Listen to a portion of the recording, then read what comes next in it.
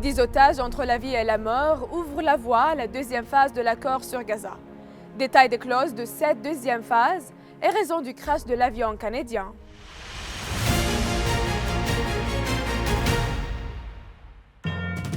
Une avancée majeure a marqué les efforts visant à mettre fin à la crise dans la bande de Gaza.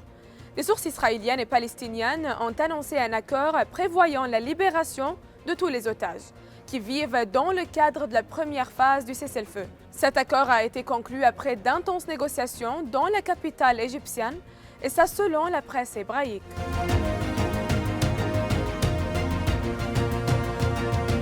Le bureau du Premier ministre israélien a confirmé que tous les otages vivants restant dans le cadre de la première phase seront libérés samedi et que 4 corps d'otages décédés seront remis lors de cette même phase. Hamas a considéré cette étape comme une prélude à la deuxième phase des négociations.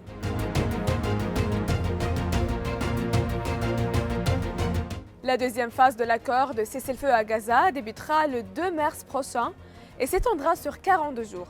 Son objectif est le retrait total d'Israël de la bande de Gaza et la fin de la guerre. Cette phase prévoit la libération de 33 otages israéliens détenus à Gaza en échange de 1900 prisonniers palestiniens incarcérés dans les prisons de l'occupation.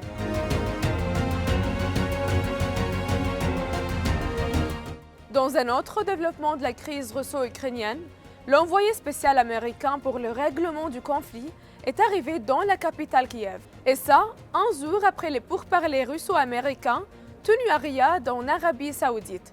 Selon l'agence Reuters, l'envoyé américain a affirmé que les États-Unis comprennent la nécessité de garantir des assurances sécuritaires à l'Ukraine.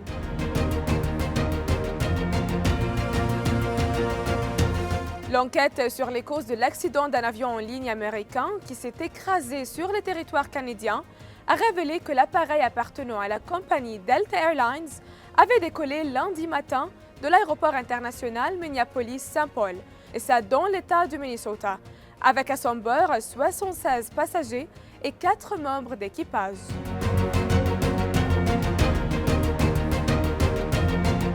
L'avion a été confronté à des conditions météorologiques extrêmes, avec de fortes chutes de neige, une visibilité réduite à 6 milles et de températures descendant au-dessus de zéro. Le piste de l'aéroport de Toronto recouverte de neige et de glace et a aussi entraîné l'annulation de centaines de vols. Les opérations de vol devaient reprendre après 3 heures et l'enquête devra déterminer les raisons pour lesquelles l'appareil a décollé dans de telles conditions météorologiques.